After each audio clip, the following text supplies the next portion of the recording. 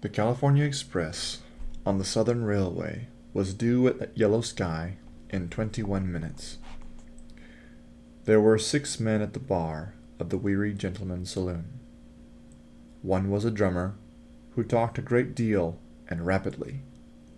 3 were Texans, who did not care to talk at the time, and 2 were Mexican sheep herders, who did not talk as a general practice in the Weary Gentleman's Saloon.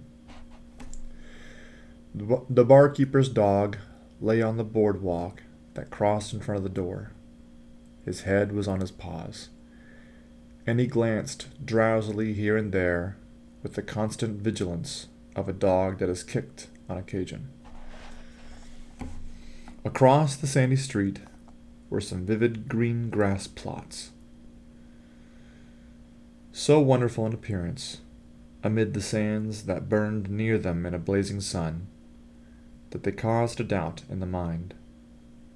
They exactly resembled the grass mats used to represent lawns on the stage.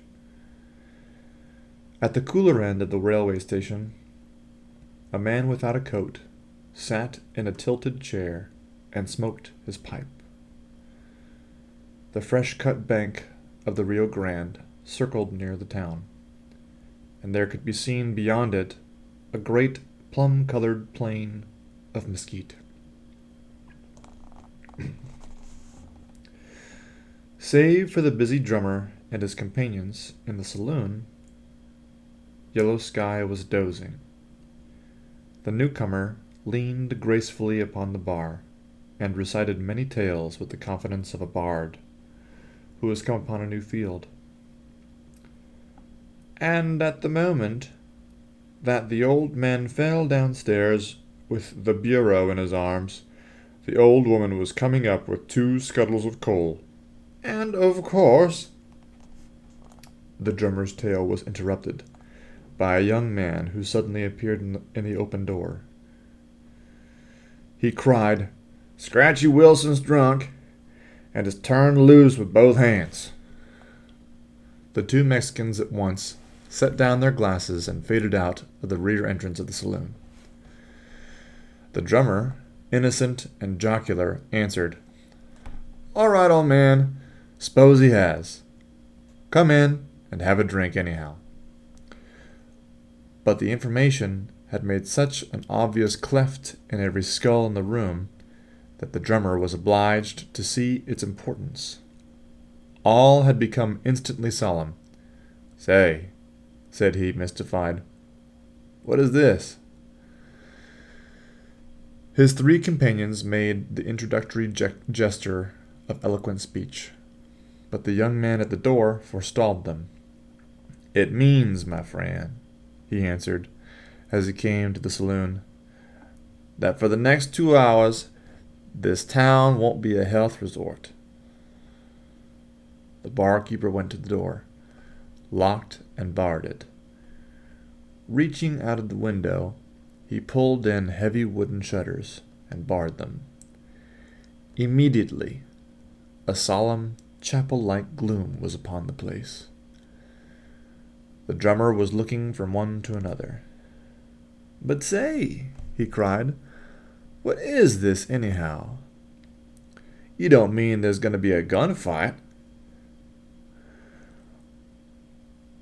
"Don't know whether there's going to be a fight or not," answered one man grimly. "But there'll be some shooting, some good shooting."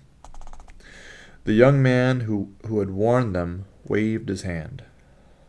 "Oh, there'll be a fight fast enough, if anyone wants it. Anybody can get a fight out there in the street. There's a fight just waiting." The drummer seemed to be swayed between the interest of a foreigner and the perception of personal danger. "What did you say his name was?" he asked. "Scratchy Wilson," they answered in chorus. "And will he kill anybody?" "What are you going to do? Does this happen often? Does he rampage around like this once a week or so? Can he break in that door?" "No, he can't break it down that door. replied the barkeeper. He's tried it 3 times. But when he comes, you'd better lay down on the floor, stranger. He's dead sure to shoot at it, and a bullet may come through.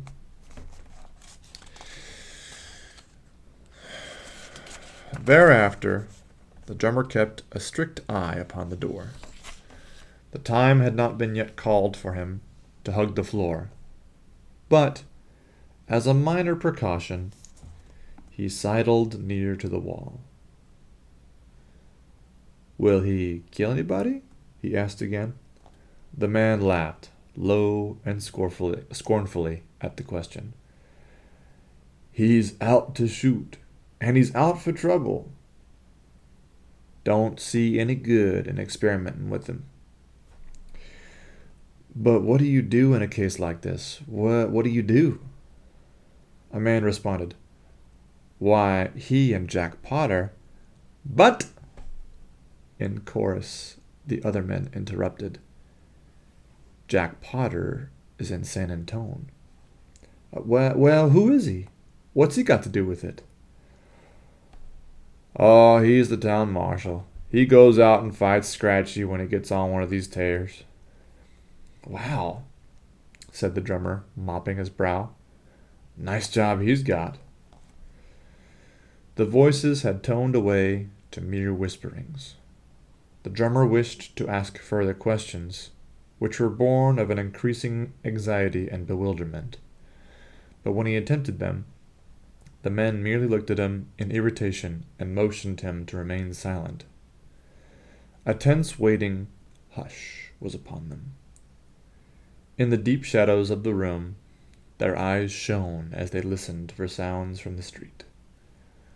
One man made 3 gestures at the barkeeper, and the latter, moving like a ghost, handed him a glass and a bottle.